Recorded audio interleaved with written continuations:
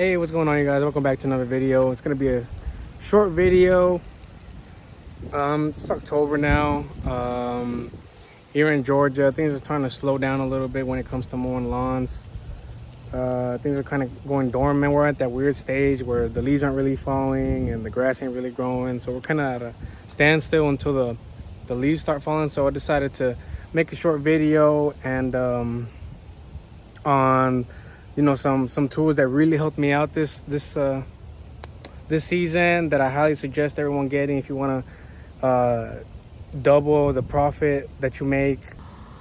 The first reason why I would suggest the battery powered hedge trimmer, it doesn't have to be the Milwaukee one. You can go with any brand that you like. I went with Milwaukee because I have so many batteries lying around the house, so I figured might as well. But it's a great hedge trimmer. I've trimmed small, medium, large hedges, and I never had a problem with the battery dying on me.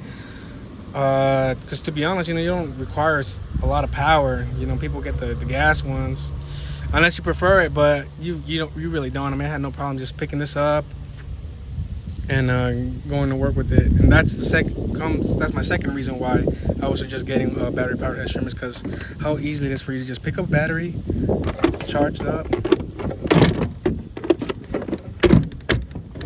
slide it in, put the safety down, and hit the trigger, and you're ready to go.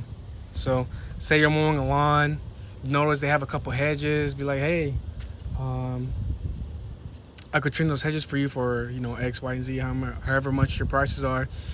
And yeah, you simply just pick it up, hit the trigger, and good to go. Put the battery in, and done. Go to town, start doing it. It's so easy to pick up. And ever since I bought it, I'm gonna be honest, I was able to just offer more hedge trimming jobs just because of how easy it is for me to just grab and go. So yeah, I highly suggest this if you want to double your profits, or make extra money on the side, or if things slow down, you see some hedges, offer them services too. So highly suggest it.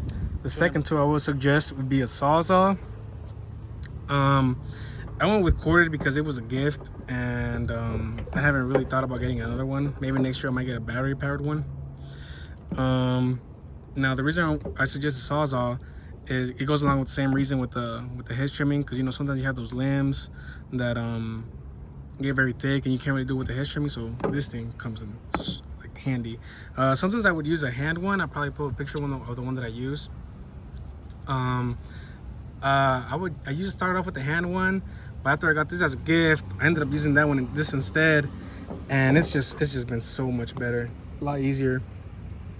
And then also another thing that you could do with this is when you're, say you're trimming some hedges and the customer says, oh, can you take this one out or whatever, and then they have to get the root out. When it comes to pulling out roots, like, you just put this on the ground and you just make a circle around it, and it just comes right off. Rather with a chainsaw, once you get the chainsaw on the ground, the blades, they get dirt in it, and they get dull like real fast afterwards. Which is another plus about this, because when it came to pruning as well, with a chainsaw, it's very loud, first and foremost, and then number two, like, it creates a lot of dust everywhere. I'm not saying this doesn't create dust, but this creates a lot less dust since it's so thin, and the chainsaw just goes through the limbs. And I feel like this is a lot cleaner cut when it comes to like pruning and stuff, and you could get more detailed because you're a lot closer to the actual tree or whatever. Whether with the chainsaw, you just kind of just go and I don't know. This season I didn't use a chainsaw at all. This has been my go-to tool all season long, and no gas, no oil, and not having to deal with any of that. Next year I'm gonna get hopefully I get a battery powered one. That way I don't have to carry along the corded the power cable or whatever, because that's a little annoying, a little time consuming as well. But I mean, I don't mind it. I'd rather, if I had to choose again, I would go with this rather than the chainsaw.